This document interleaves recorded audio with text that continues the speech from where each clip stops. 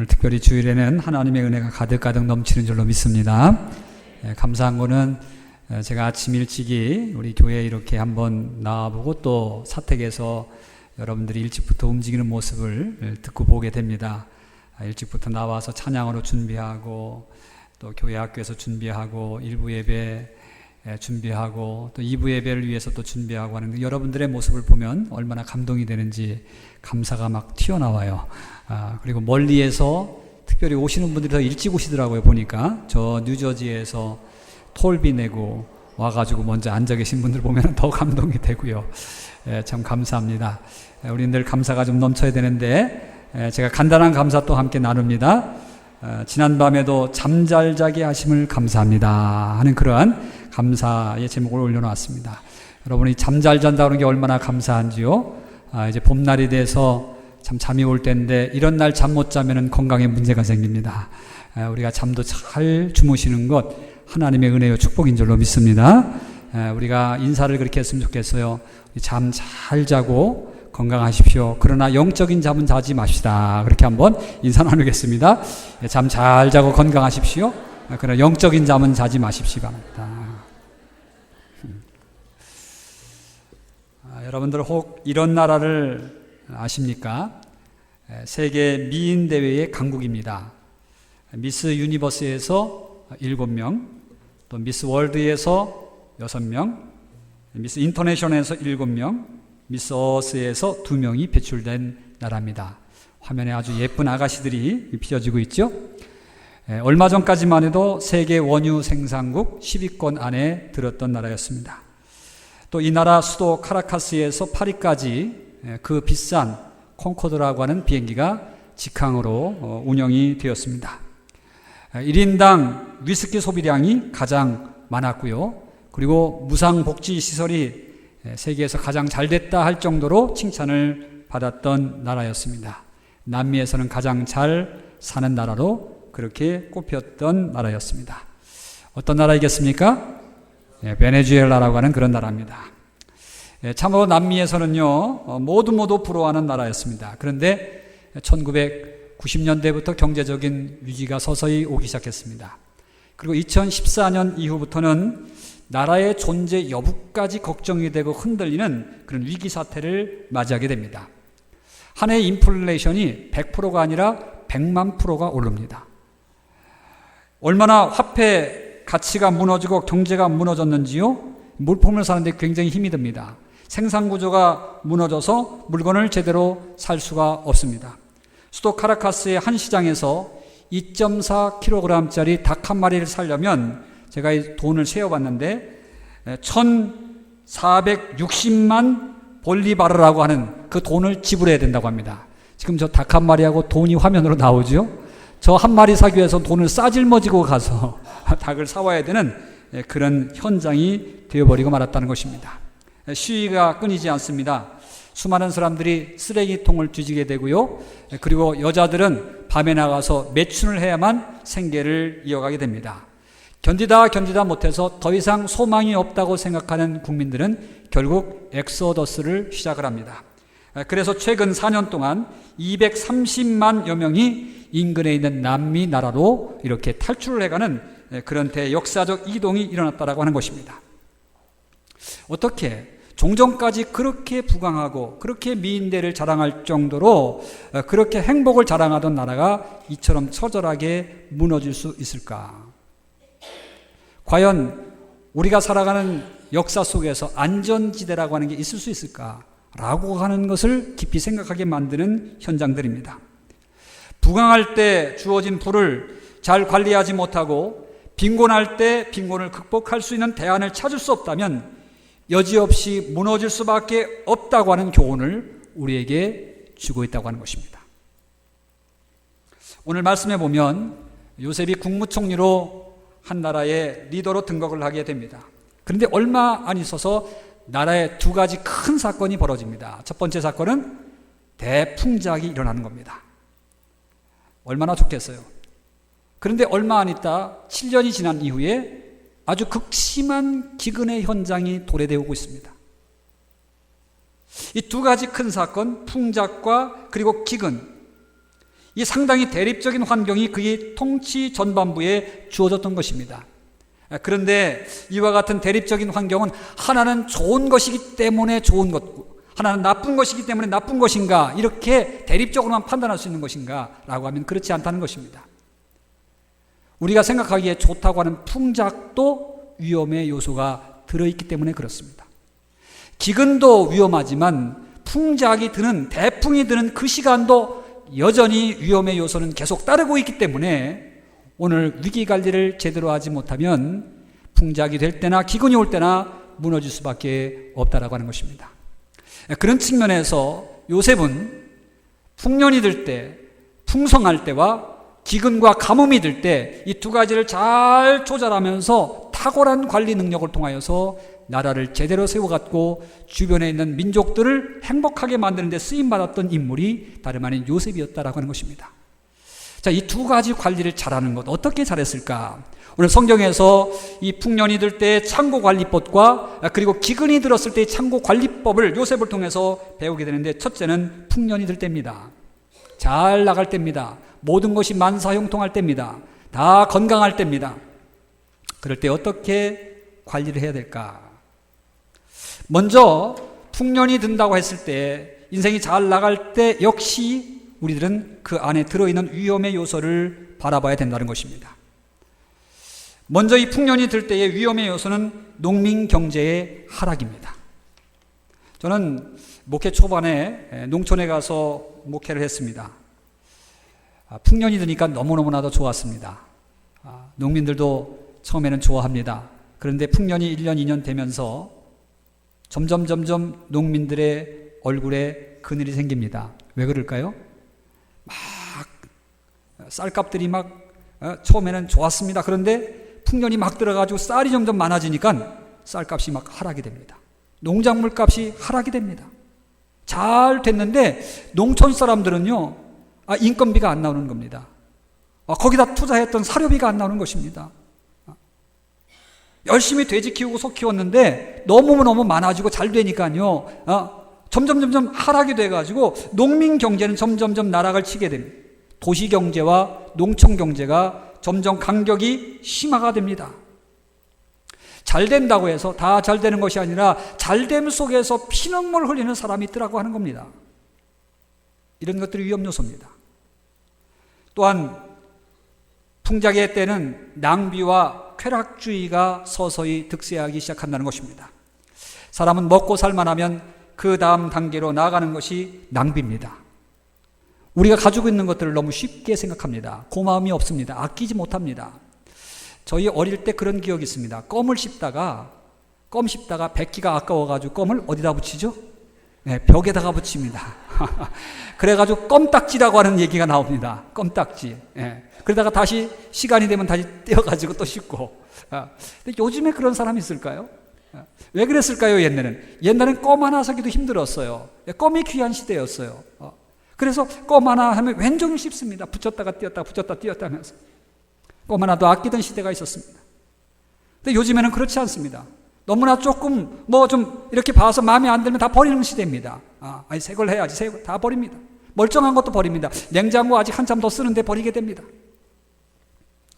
서서히 부요해지면서 나타나는 현상이 낭비입니다. 없을 때는 절약하지만은 조금 여유가 생기면 너무나도 쉽게 생각하는 습성들이 나타나기 시작합니다.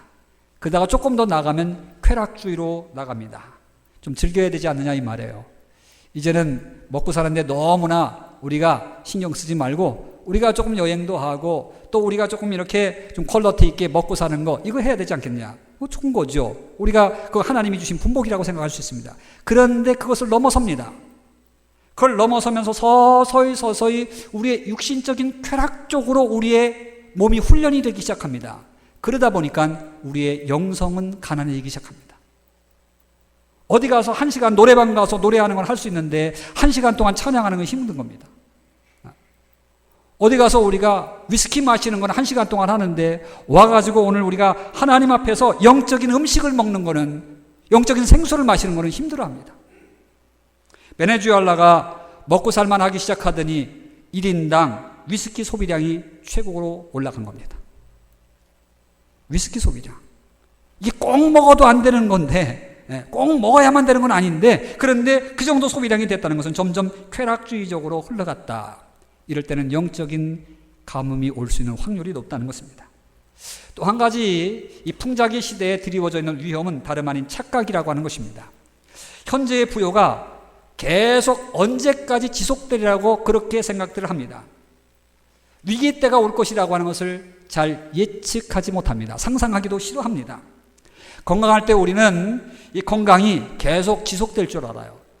사실은 건강한 사람이 갑자기 쓰러지는 경우들이 있어요. 왜냐하면 자기 건강을 믿기 때문에 그렇습니다. 나는 괜찮아. 몸을 함부로 굴립니다. 그러다가 갑자기 다가오는 그런 위험 요소들에 당할 때가 있는 것입니다. 왜? 그런 것이 우리라고 생각을 안 하기 때문에 그렇습니다. 젊을 때는 그 젊음이 지속되리라고 그렇게 생각합니다. 그래서 나이 들어 주름살이 쭈글쭈글하게 되고 근육이 풀어지는 그 노인들을 바라보면서 아유, 저 노인들은 어떻게 해서 저렇게 됐을까? 마치 내일은 아닌 것처럼 생각하고 인생을 살게 돼요. 그러나 반드시 그때는 온다는 거예요. 인생에 여름이 있는가 하면 인생에 겨울도 있는 거예요. 그런데 겨울이 온다라고 하는 것을 제대로 실감하지 못합니다. 사업을 할 때도 그렇습니다. 우리는 사업이 잘 될 때에 그때가 위험 요소가 들어있는 겁니다. 그때는 우리가 확장하고 싶습니다. 더 크게 하고 싶습니다. 더 벌려놓고 싶습니다. 그런데 자칫 그렇게 하다가 우리가 가지고 있는 욕심 때문에 무리하게 뭔가를 추진하다가 거기서 문제가 생긴다는 거예요. 하나님 앞에 이것이 옳은가 그른가, 이걸 확장하는 것이 주의 뜻에 맞는가 안 맞는가, 이걸 잘 생각하면서 선택해 가야 되는 거예요. 그럴 때 하나님께서 주시는 이 뜻이 이것이 올바른 뜻이라고 생각 과감하게 나가야죠. 그런데 때때는 그 안에 들어있는 요소를 점검하고 가야 된다는 거예요. 결코 우리가 살아가는 시대는요, 이 안전지대라는 거 없다고 하는 거예요. 그 큰 기업들도 문을 닫고 병합을 하게 되고, 그렇게 단단한 나라도 어느 순간에 그렇게 자랑하고 복지가 잘 됐고 뭐 이런 나라가 이렇게 무너질 줄은 누가 알겠어요. 그래서 우리들은 풍요 속에 드리워져 있는 위험 요소들을 잘 헤아리면서 부요의 때는 가야 된다는 것입니다. 성경은 그렇게 경고해 줍니다. 데살로니가전서 5장 3절에 그들이 평안하다 안전하다 할 그때에 임신한 여자에게 해산의 고통이 이른과 같이 멸망이 갑자기 그들에게 이르니 결코 피하지 못하리라. 우리는 안전하다 말이에요. 먹고 살만하다 이 말이에요. 편안하다. 이제는 평화의 시대가 됐다. 이럴 때에 갑자기 문제가 생기고 전쟁이 일어나고, 그리고 그때 영적으로 사단의 어택을 받고 하는 일들이 생긴다는 거예요. 고린도전서 10장 12절에 그런즉 선줄로 생각하는 자는 넘어질까 조심하라 분명하게 경고하고 있습니다. 풍년의 때 풍작의 때 나는 이만하면 됐다라고 해서 그때에 넘어짐이라고 하는 위험 요소가 숨어 있다라고 하는 것을 기억하라는 것입니다. 여러분, 역대하 20장 이하에 보면은 히스기야 얘기가 나옵니다. 히스기야는 병들어서 죽을 형편에 놓여졌을 때 벽을 향해서 하나님께 기도합니다. 하나님, 제 생명을 연장해 주십시오. 살려주십시오. 제가 그래도 평상시에 하나님을 위해서 열심히 예배하고 하나님을 위해서 살려고 노력했지 않습니까? 하나님 살려주셔서 저로 하여금 남은 인생 더 귀하게 나라를 위해서, 하나님 나라를 위해서 쓰임받게 해달라고 간절하게 기도합니다. 하나님께서 그 기도를 받으시고 히스기야의 생명을 15년 연장해 줍니다. 응답을 받은 겁니다. 그런데 응답받은 이후에 히스기야가 무엇을 했습니까? 바벨론에서 인사로 찾아온 사신들에게 자기가 좀 자랑하고 싶어서 그 당시에 큰 나라 사신이 왔으니까 얼마나 좋은지 몰라요. 자기를 좀 왠지 인정해 준 것 같고, 그리고 이들과 교류하면 뭔가 좀 든든한 백을 갖는 것 같고, 그러니까 내가 이런 왕이 올시다. 우리나라가 그래도 이런 나라입니다. 내가 이 정도 나라를 치리해 놨습니다. 이거 자랑하려고 국고를 다 보여준 거예요. 성전에 있는 은근 기명을 다 보여준 겁니다. 바벨론의 사신이 그거 와서 다 속속들이 다 보고 갔습니다. 그 다음에 어떻게 됐겠습니까? 사신이 가서 그거 보고 온 거 그냥 그 나라 참 부유한 거 많네, 은근 기명이 많네 그러고 말았을까요? 저거 빼앗아야지 이렇게 되는 거예요. 결국은 바벨론에 와서 남유다를 다 삼켜버려가지고 복상망하게 됩니다. 여러분, 우리가 뭔가 건강해졌다고 했을 때, 기도의 응답이 주어졌다고 했을 때에, 뭔가 회복이 됐다고 생각할 때, 잘 나간다고 생각, 이만하면 됐지라고 했을 때, 그때 드리워지는 이 위험 요소, 이거를 잘 다스리지 않으면 안 된다는 겁니다. 지금 요셉 시대에 풍년이 들어온 겁니다. 나라가 잘 되고 있습니다. 강성해지고 있습니다. 먹거리들이 막 넘쳐납니다. 풍성해집니다. 곡식이 넘쳐납니다. 이럴 때 어떻게 이것을 잘 컨트롤할 수 있을까? 농민 경제를 하락시키지 않고 그들의 경제를 잘 유지해 나가며 또 풍요지수를 잘 다스려서 쾌락주의적으로 영성이 망가지지 않게 만들며 그 다음에 가뭄의 때, 앞으로 닥칠 가뭄의 때를 잘 대비할 수 있는 방법은 무엇일까? 이 위험 요소들을 잘 다스리는 것. 요셉은 바로 그 대안을 가지고 있는 사람이었다는 겁니다. 그러면 그 대안을 어떤 방법을 가지고 이루어 나갑니까? 다름 아닌 풍작의 시대 때 곡간을 늘리고 그 곡식들을 정부의 곡간에 채우는 일에 힘을 쓰는 그런 플랜을 세워놓았다라고 하는 것입니다. 남아도는 곡식을 그냥 막 쓰지 않았습니다. 풍성하다고 해서 함부로 쓰지 않았습니다. 남아있는 여유분들을 잘 모아다가 또 싸구려로 막 떨어지는 것들 다 사다가 가격 경제를 갖다가 잘 조정하면서 국고 창고에다가 넣는 일, 창고에다가 다시 그걸 넣는 겁니다. 거기다가 쌓아놓는 겁니다. 낭비하지 않습니다. 그것을 잘 창고에다가 쌓아놓는 일을 통하여서 장차 다가오는 위험 요소들을 제거하는 작전을 세워놓았다라고 하는 것이에요. 여러분, 이것이 우리 신앙생활, 영적인 생활하고 무관하지 않습니다. 우리가 사는 시대는 풍요의 시대입니다. 누가 뭐래도 풍요의 시대입니다. 여러분, 조선시대에 왕이 먹었던 음식의 가지수가 많을 것 같아요? 아니면 우리들이 뷔페에 가서 먹는 가지수가 많을 것 같아요? 어떤 사람이 다 또 그런 걸 계산해 보았더라고. 그랬더니 오늘날 뷔페에 가서 우리가 먹는 음식의 가지수가 더 많다는 거예요. 우리는 왕의 음식보다 더 잘 먹고 잘 사는 사람들이 알고 보니까. 여러분, 지금 풍요의 시대입니다. 음식이 풍부한 시대에 살아갑니다. 물질적으로도 풍요한 시대입니다. 우리가 특별히 미국에 사니까 얼마나 풍요롭게 사는지 모릅니다. 여러분, 오늘 우리가 신앙생활도 풍요의 시대에 살아가고 있습니다. 지금 신앙생활하면서 그렇게 여러분 고통스럽게 교회 다니십니까? 교회가 없어가지고 막 교회 찾으러 다니십니까? 아니면 예배 드릴 데가 없어가지고 정말 설교 드릴 데가 없어가지고 고민합니까? 안 그렇잖아요. 여러분들이 쥐고 있는 조그만 스마트폰, 셀폰 하나만 탁 켜도 이제는 설교가 막 흘러나오고 찬양이 흘러나오고 예배당은 곳곳에 있고 말이죠. 여기까지 올 동안 여러분 예배당 몇 개 또 거쳐가지고 왔잖아요.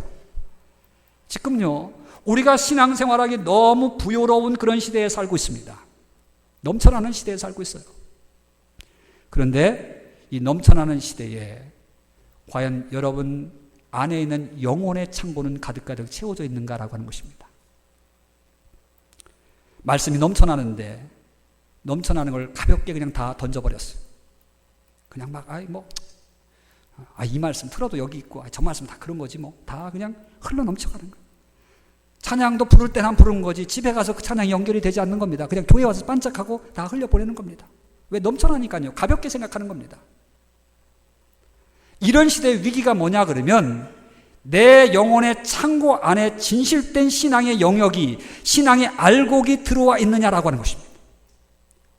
그냥 다 흘러가는 게 아니라 내 안에 정말 거룩한 열매가, 성령의 열매가, 알곡된 열매가 우리 안에 채워져 있는가. 사랑이라고 하는 것, 여러 가지 이야기들이 많이 흘러나오고 있지만 사랑, 희락, 화평, 오래 참음, 여러 가지 이야기들이 많이 합니다. 성령의 9가지면 자비, 양성과 충성과 온유와 절제, 이와 같은 신앙의 열매들 이야기하고 있지만 그 열매가, 흔해 빠지게 들려지는 그 열매가 내 안에 창고에 드리워져 있는가라고 하는 거예요. 영혼의 창고, 이 창고 안에 드리워 있지 않으면 위기를 당할 때 우리는 여지없이 무너질 수 있다는 겁니다. 창고가 없으니까요. 쓸 게 없으니까요. 내 안에 정말 힘들 때, 영혼의 시험이 올 때에, 유혹이 올 때, 낙심이 올 때에, 정말 견디기 힘든 갈증이 올 때에 내 안에 창고를 열어서 꺼내 쓸 말씀이 있고 하나님과 역사를 나타낼 수 있는 기도의 능력이 있고 내가 꿋꿋하게 헤치고 갈 수 있는 영적인 그런 열매들이 이 안에서 끄집어낼 수 있는 열매들이 있는가라고 하는 것을 생각할 때, 이것이 없으면, 창고에 이것을 저장해 놓지 않으면 오늘 우리들은 위험 노소에서 여지없이 무너질 때가 있다는 겁니다.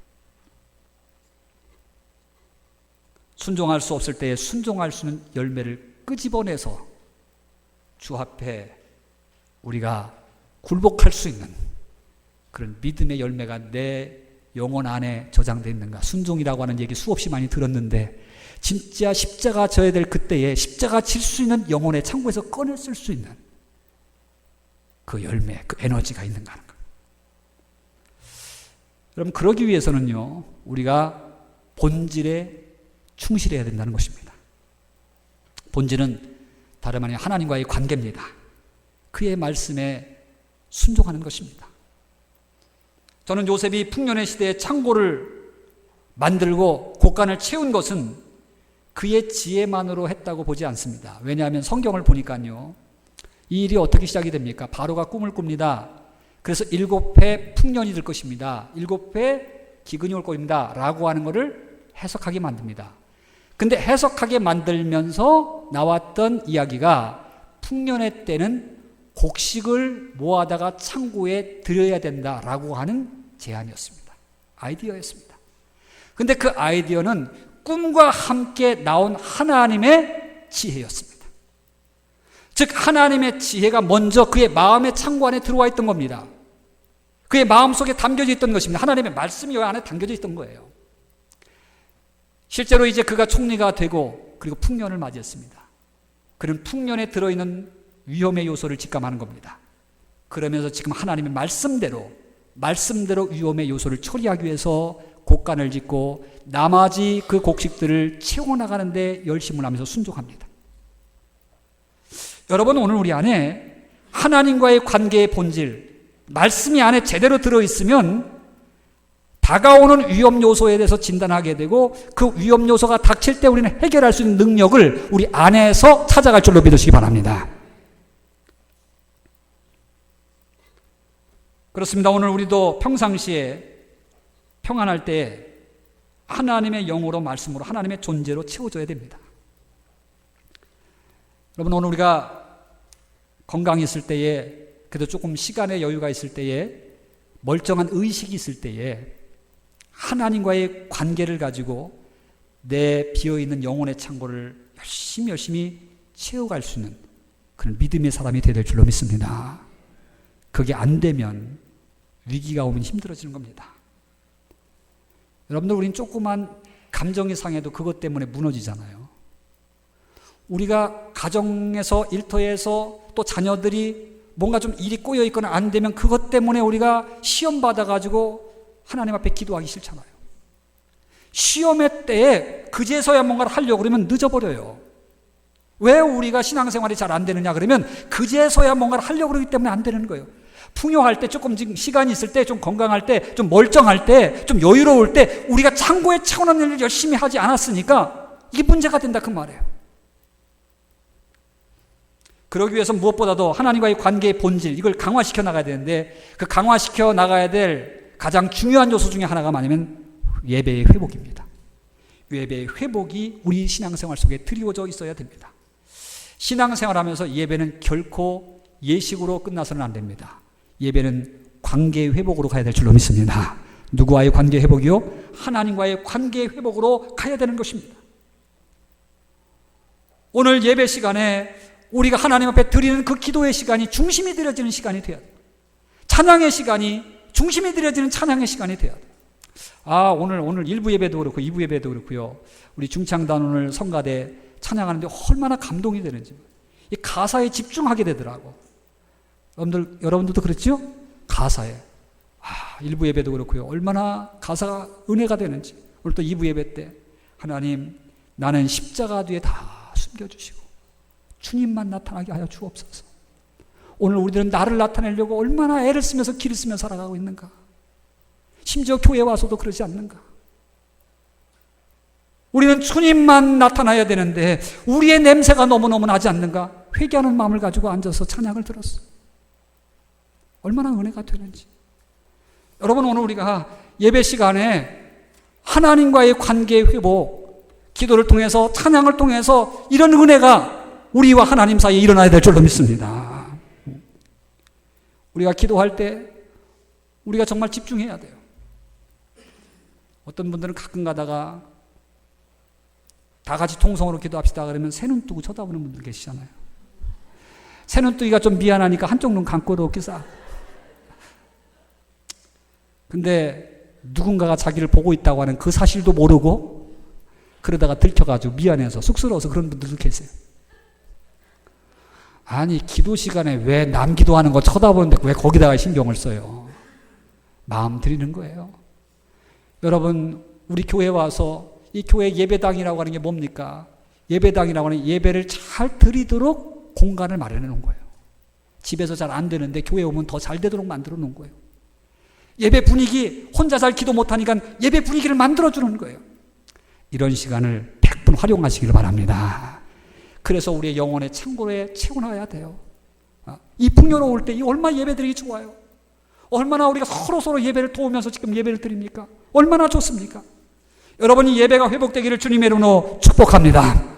그래야 시험의 때 이길 수 있는 거예요. 그래야 가뭄의 때 이길 수 있는 거예요. 그래야 유혹의 때 이길 수 있는 것입니다. 여러분, 오늘 우리들은 시험에 지는 사람이 아니라 가뭄의 때에 지는 사람이 아니라 가뭄의 때를 헤쳐나가면서 오히려 우리의 부요함을 가지고 영적인 가뭄의 때를 승리로 이끌어 나갈 수 있는 저와 여러분 되기를 주의 이름으로 축복합니다. 두 번째는 가뭄의 때를 관리하는 흉년의 위기관리입니다. 이거 잘해야 됩니다. 흉년 자체는 엄청난 문제를 포함하고 있습니다. 흉년은 이미 궁핍과 고통과 죽음의 문이 열려 있음을 시사해주고 있는 것입니다. 그래서 우리 삶 속에 이것들이 오면 당황이 됩니다. 어떻게 될지 모릅니다. 그리고 특별히 나타나는 마음의 현상, 사회적인 현상은 극도의 이기주의입니다. 쌀독에서 인심 난다고요? 쌀독에 다 쌀이 떨어져 버리면 옹졸해지기 시작합니다. 나 먹을 것도 없는데 누굴 퍼줘? 그래서 도둑놈들이 늘어나고요. 강도떼가 늘어나고 폭동이 일어나게 됩니다. 지금 베네수엘라는 수시로 폭동이 일어나요. 수시로 사람들을 죽여요. 수시로 도둑떼들이 왔다 갔다 해요. 왜? 먹을 것이 떨어졌으니까요. 구할 데가 없으니까. 가뭄의 때는 위기의 때입니다. 가뭄의 때는 극도의 이기주의적입니다. 여러분, 건강할 때는 그래도 남을 갖다가 이렇게 도울 수 있고 여유가 있습니다. 그러나 아파 보세요. 아픈 사람은 이기적이 될 수밖에 없습니다. 아픈 사람은 누가 나를 다 도와줘야 돼요. 나 중심이 됩니다. 위기의 때, 가뭄의 때는 우리가 이기적으로 돌입할 수밖에 없어요. 이럴 때 대안이 뭡니까? 비축해 놓은 것이 있어야 된다. 좀 전에도 말씀을 드렸지만 비축한 것이 있어야 돼요. 근데 내 안에 비축한 것이 별로 없으면 옆에 비축되어 있는 사람들로부터 도움을 받아야 돼요. 옆에 비축되어 있는 사람들로부터 도움을 받아야 되는 겁니다. 중요한 거는 나눌 수 있는 사람이 있으면 나도 살고 너도 삽니다.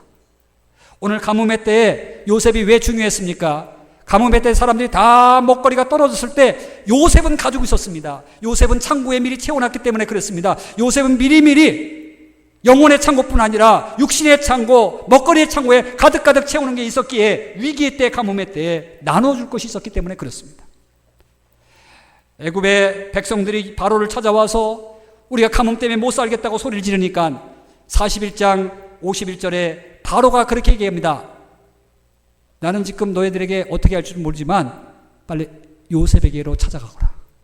요셉에게로 찾아가거라. 요셉이 대안이라고 하는 것입니다. 여러분, 요셉이 해결책이라고 하는 것입니다. 사람들은 그래서 요셉에게 몰려들기 시작합니다. 요셉에게 손을 내밀기 시작합니다. 저는 이 장면을 이렇게 보면서 맞다. 우리 믿음의 사람들은요, 문제를 만들거나 문제를 지적하거나 문제를 진단하는 사람이 아니라 대안을 주는 사람이 되어야 될 줄로 믿습니다. 자꾸 대안을 만들어가는 사람이 되어야 돼요. 누구나 다 문제는 지적하기가 쉽습니다. 문제는 보기가 쉬운 겁니다. 문제는 만들어서도 문제를 만듭니다. 누구나 다 문제를 이야기하기 쉽고요, 문제에 대해서 떠들어대기는 쉬운 겁니다. 남 지적하기는 쉬운 겁니다. 그러나 진정한 대안을 가지고 그것을 세우고 엮어나가고 든든하게 만드는 그런 대안을 가지고 있는가? 그걸 위해서는 미리 자기가 잘 저축돼 있어야 되고 나중에는 자기가 희생을 해야 됩니다. 내가 먼저 희생을 해야 됩니다. 그래야 대안이 됩니다. 가지고 있는 것과 움켜잡아서는 안 됩니다. 어려울 때 풀어놓을 줄 알아야 됩니다. 힘들 때 놓아줄 줄 알아야 됩니다. 어려운 사람이 찾아올 때 같이 이야기해주고 대안을 가지고 그들에게 서포트를 해줄 수 있는 그런 능력이 있어야 됩니다. 요셉은 바로 그것이 있었습니다. 그것이 하나님의 사람들의 특징이었습니다. 저는 요셉을 바라보면서 그렇게 생각이 됐어요. 우리의 자녀들이 마음의 기갈이 오고 영적인 기갈이 오고 인생의 기갈이 왔을 때 과연 부모들에게 찾아와서 엄마 아빠 나 지금 이런 기갈이 왔어요. 이런 슬픔이 왔어요. 이런 아픔이 왔어요. 어떻게 할까요? 손을 내밀 수는 부모가 되어가고 있습니다. 이건 남의 얘기가 아니라 저의 얘기일 수 있습니다. 과연 깊은 고민에 빠진 그 우리의 아들, 딸들이 그때 엄마를 생각하고 우리 어머니한테 가면, 우리 아버지한테 가면, 그러면 거기에서 뭔가 대안이 나올 수 있어. 뭐 돈 주고 뭐 유산 물려주고 이런 거 말고요. 그런 거 말고요. 그건 세상 사람들이 다 똑같이 하는 거예요. 정말 내가 영적으로 뭔가 진단해주고 이 아이를 가슴 깊은 곳에서부터 세워줄 수 있는 그런 대안이 내 영혼의 창고 안에 준비되어 있는가 그 말이에요. 어떻게 해야 될지 저렇게 해야 될지 망설이고 있을 때 찾아가서 조언을 구할 수 있는 집사님, 권사님, 장로님, 목사님 돼가고 있는가? 정말 갈증을 느끼는 사람들이, 신음하고 그리고 괴로운 사람들이 찾아가서 어떻게 하면 좋아요? 그럴 때 말 한마디 툭 던지는 것이, 기도 한번 해주는 것이 그 사람에게 대안이 될 수 있는 그런 영적인 창고의 부요함이 우리들에게 있는가? 요셉은 있었다는 거예요. 우린 도전받는 겁니다. 오늘 우리들은 이걸 채워가야 된다는 것입니다. 뭔가 줄 수 있어야 되는 겁니다. 여러분, 줄 수 있는 대안을 만들어주시는 그런 부모님들, 성도님들, 사장님들, 정치가들, 경제인들 되시기를 주의 이름으로 축복합니다. 우리 자녀들을 그렇게 만들어가야 됩니다.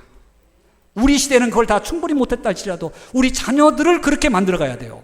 너 사회에 나가서, 너 직장에 나가서, 너 교회에 나가서 문제만 지적하는 사람이 아니라 언제든지 대안을 줄 수 있는 사람이 되라. 부족하면 그 부족함을 메꿔나가는 사람이 되라. 뭔가 모자르면 모자른 것을 채워가는 사람이 되라. 헷갈릴 때 중심을 잡을 수 있는 사람이 되라. 다리가 청비어갈 때 그 자리를 지켜줄 수 있는 사람이 되라. 여러분, 그것이 바로 오늘 우리들이 크리스찬들이 가져야 될 마음이에요. 그렇게 우리 자녀들을 키워가야 되는 것입니다. 요셉은 바로 그렇게 대안을 줄 수 있고 자기 창고를 열어서 줄 수 있는 사람이 되었기에 이 가뭄의 때 위기를 잘 넘어가게 됩니다. 자기만 넘어가는 것이 아니라 백성들도 함께 넘어가도록 만들어줍니다. 그런데 한 걸음 더 나갑니다. 한 걸음 더 나가는 거는요, 그는 이제 창고에서 열어줄 때에 그냥 주지 않았다는 것입니다. 그냥 주지 않았어요. 세상 말로 꽁꼬로도 주지 않았다는 거예요. 오늘 41장 56절에 뭐라고 말합니까? 자, 가뭄의 때 사람들이 찾아와서 막 먹을 것을 달라고 막 아우성칠 때에 그들은 애굽 백성에게 공짜로 주지 아니하고 팔았더라. 그렇게 나옵니다. 성경에 공짜로 주지 않고는 없어요. 그냥 팔았더라 그렇게 되어 있습니다. 팔았더라. 그냥 주지 않았어요. 대가를 지불하고 줬다는 겁니다. 47장에 있는 말씀이 보니까 그 가뭄이 점점 극심해졌다 그렇게 나와요. 그 가뭄이 1년차 하고 2년차 하고 3년차 하고 또 다르죠. 계속해서 가뭄이 지속되니까 더 힘들어지는 겁니다. 자, 그럴 때 다시 또 백성들이 찾아옵니다. 그럴 때 47장 7절에 요셉이 그냥 주지 아니하고 돈을 받고 팔았다. 그 당시에 돈은 은전인데 은전을 받고 팔았다는 것입니다. 그런데 돈 주고 사간 양식도 다 떨어집니다. 더 심해집니다. 그러니까 16절에 무엇을 받고 팝니까? 짐승들 가축을 받고 팔았다는 겁니다. 자, 짐승 가축 다 받고 팔았는데도 불구하고 조금 있다가 보니까 먹거리가 또 떨어졌어요. 그러니까 사람들이 찾아옵니다. 이제는 그냥 달라면 주는 것이 아니다라고는 아는 사람들이 뭘 가져옵니까? 토지를 가져옵니다. 땅을 가져옵니다. 땅 가지고, 왜 이제 땅 가지고 와봤자, 이제 땅 있어봤자 쪽쪽 갈라져가지고 농사도 못 지니까 우리 땅 가지세요. 우리 땅 가지세요. 땅도 이제는 값어치가 다 떨어지는 겁니다. 그러니까 뭐까지 얹어줍니까? 제 몸까지 가지세요. 그래서 땅과 몸을 얹어서 내가 당신의 종이 될 테니까 이제는 이것을 받으시고 먹거리를 주세요. 그럽니다. 그럴 때에 요셉이 어떻게 대답을 합니까? 아이고, 무슨 땅이라니요? 아니, 몸이라니요? 생명이 얼마나 귀한데 그걸 어떻게 종으로 삼습니까? 아닙니다. 그렇게 대답할 줄 알았는데 그 모든 것을 그대로 다 받습니다. 어떻게 생각하면 요셉은 좀 냉정한 사람 같습니다. 매정하게 느껴집니다. 아니, 가뭄의 때에 굶어 죽는 사람들 재산 다 몰수하고 몸까지 받아서 종으로 삼아, 가축들, 돈들, 땅까지 다 모조리 다 긁어다가 저 사람들은 빈털터리 만들고 그걸 다 나라의 재산으로 다 만들어? 너무 야박한 거 아니야? 우리가 그렇게 생각할 수 있는 오해의 여지가 있습니다. 그런데 우리가 요셉 이야기를 조금 더 이렇게 잘 심도 있게 쳐다보면 결코 요셉은 욕심장이가 아닙니다. 요셉은 사람들을 갖다가 다 몰수해가지고 사람들의 재산 몰수하고 생명 몰수해서 마음대로 부려먹으려고 하는 것이 요셉의 목적이 아니었다는 것을 알게 됩니다. 먼저 오늘 우리가 요셉이 이렇게 돈을 주고 뭔가를 받고 팔았던 이유를 가만히 묵상해 보면 먼저는 책임적인 존재가 되게 하는 것입니다. 사람은 대가를 치르고 얻은 것일 때에 정정당당해집니다. 여러분 그렇잖아요. 뭔가 공짜로 자꾸 받아보세요. 뭔가 거저 받아보세요. 뭔가 그 사람 앞에서 자꾸만 마음이 꿀리게 됩니다. 뭔가 의존적이 됩니다. 받아버릇하면요, 그게 익숙해져가지고 자발적이 되지 않습니다. 사람이 자존감이 낮아지는 겁니다. 책임감이 낮아지는 겁니다. 뭔가 내가 정정당당하게 내가 대가를 지불하고 노동의 대가든지 물질의 대가든지 그렇게 주고받을 때 나도 권리가 있는 것이고 나도 내가 주장할 수 있는 그런 의지가 있는 것이고 자존감이 바로 세워지는 겁니다. 국민들이 가난해졌다고 해서 국민들이 먹거리가 없다고 해서 자존감까지 뺏어서는 안 되는 겁니다.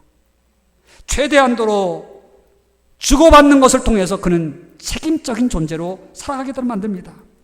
여러분, 공짜로 얻는 것이 좋은 것 같지만 결코 그렇지 않습니다.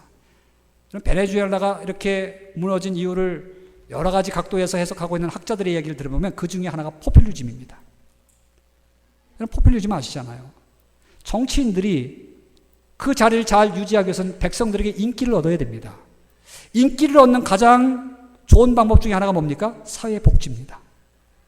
사회복지로 해서 무상으로다가 뭐 나눠주고 무상으로 공짜로 막 주고 별로 일도 안 하고 별로 노력도 안 해도 무상으로 막 주니까 와 이거 봐라 사람들이 기분 좋은 겁니다. 아 우리 대통령 나라 잘 다스리네. 우리에게 이렇게 많은 것을 주니까 얼마나 가난한 사람 생각해 주네.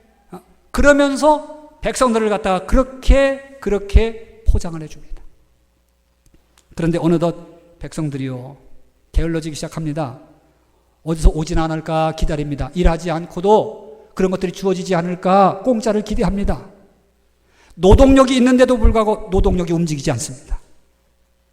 지금 나라에 위기가 오고 나라의 여러 가지 정말 경제적인 상황이 나락을 치고 있는데도 불구하고 잘 이게 움직여지지가 않는 겁니다. 공짜에 익숙해진 사람들. 여러분 사회복지제도에 대해서 민주국가 사회복지 그것이 최고인 줄 알았는데 지금 다 반성을 합니다. 제대로 된 사회복지를 하지 않으면 이렇게도 무너질 수 있다라고 하는 것을 교훈 삼고 있습니다. 물론 공짜로 받아야 될 때가 있어요. 정말 자기 힘으로 못할 때 받아야 될 때가 있어요. 그런데 때때로는 받지 않아도 될 사람까지 받아버리니까 문제가 되는 거예요. 이와 같은 그런 주고받음을 통해서 먼저 요셉은 책임적인 존재로 백성들을 세워갑니다. 결코 의존적인 백성 만들지 않습니다. 또 한 가지 이렇게 주고받음을 통해서 요셉이 이루려고 했던 것은 뭐냐 그러면 다름 아닌 변화입니다. 새로운 변화와 개혁입니다. 요셉은 백성들에게 가축과 토지를 다 받습니다. 그들의 몸까지 받아서 종으로 삼았습니다. 하지만 그들을 완전한 노예로 삼지 않습니다. 그는 먼저 받은 토지를 다 받아가지고 국고에 넣은 다음에 그 다음 이후에 그것을 재분할합니다. 땅을 나눕니다. 그리고 사람들을 재배치합니다. 각 성을 나누어가지고 어떤 성은 너무 많이 사람이 몰려있고 이쪽 성은 너무나 사람이 적고 그러면 이쪽은 잘 되고 이쪽은 잘 안 돼요. 노동력이 너무 부족해요. 그러니까 고루고루 인구 재배치를 합니다. 땅도 재분할을 하고 인구도 재배치를 하기 시작합니다. 그리고 그들에게 농사를 지을수록 소작농을 만듭니다. 그리고 그들이 지은 농작물 가운데 2할 5분의 1을 국고에 넣도록 그렇게 세금 조치합니다. 여러분 이거 보세요. 그러니까 국민은 노예로 사는 게 아니라 소작농으로서 자기 먹고 살 거리를 마련합니다. 그리고 세금은 세금대로 내게 돼서 나라도 부강하게 만들고 국민들도 먹거리 때문에 걱정하지 않도록 그렇게 제도를 만들어서 안정을 시켰다 그 말이에요.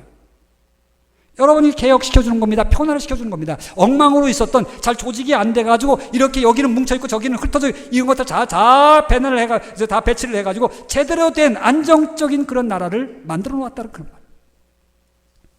기근의 때에 변화의 때, 기근의 때 개혁의 때, 기근의 때에 새로운 미래를 창조하는 그 일을 요셉은 이루어 놓았다고 하는 말씀입니다. 여러분 이것을 우리 신앙생활 속에 한번 접목해 보세요. 오늘 우리가 살면서도 기근의 때가 있습니다. 자식 때문에 기근의 때가 온 사람이 있고 경제 때문에 기근의 때가 온 사람이 있고 신앙생활하다가 기근의 때가 온 사람이 있고 여러 가지 문제들 때문에 기근의 때가 온 사람들이 있어요. 그럼 오늘 우리들은 이 기근을 어떻게 해결할까 막 여기에 전전긍긍하다가 거기서 끝날 때가 있어요. 그런데 우리가 한 가지 영적으로 진단할 때는 무슨 다름 아닌 기근의 때는 하나님 안에서 변화의 때요 개혁의 때다. 그렇게 우리가 그런 관점으로 한번 보자는 겁니다. 우선 내 안에 들어있는 개혁되어야 될 부분이 뭘까, 변화되어야 될 부분이 뭘까라고 하는 것을 바라봐야 되는 거예요. 내 안에 들어있는 뒤집어 놔야 될 것들, 내 안에 업그레이드 시켜놔야 될 것들, 내 안에 변화시켜놔야 될 것이 무엇일까라고 하는 것을 어려움의 때에 깊이 있게 생각하고 깊이 있게 기도하고 하나님 앞에 엎드려져서 하나님 말씀 묵상하면서 조명하는 시간이 되어야 된다는 거예요. 개혁 부르짖고 개혁을 말하지만 말고 내 자신이 개혁되어야 될 부분을 봐야 돼요. 개혁을 말하는 그 사람이 개혁되어야 될 것이 무엇인가? 때때로는 개혁을 말하는 사람이 자기 개혁은 안 하고 남의 개혁. 우리 모두가 먼저 자기 자신이 개혁되어야 될 부분이 뭔가를 바라보는 거예요. 누군가에게 책임을 전가했던 그런 마음들을 갈아엎어서 오 주님 이것은 나의 책임입니다. 이건 자식의 책임이 아니라 아버지의 책임입니다. 이것은 남편의 책임이 아니라 아내의 책임입니다. 아내인 나의 책임입니다. 또 이렇게 얘기하면 화가 날 테니까는 이건 남편의 책임입니다. 이렇게 말이죠. 우리가 누구의 책임이 아니라 나의 책임이라는 거예요. 교회가 힘들어지고 어려울 때 누구 때문이 아니라 오 주님 나 때문입니다. 내가 제대로 못 서서입니다. 더 내가 기도 못했군요. 더 내가 올바로 서지 못했군요. 힘들 때 우리는 그 자리를 지켜가면서 교만했던 나 자신을 더 낮추지 못했던 것을 개혁하는 겁니다. 뻣뻣했던 우리 자신들 더 부드럽지 못했던 것을 개혁하지.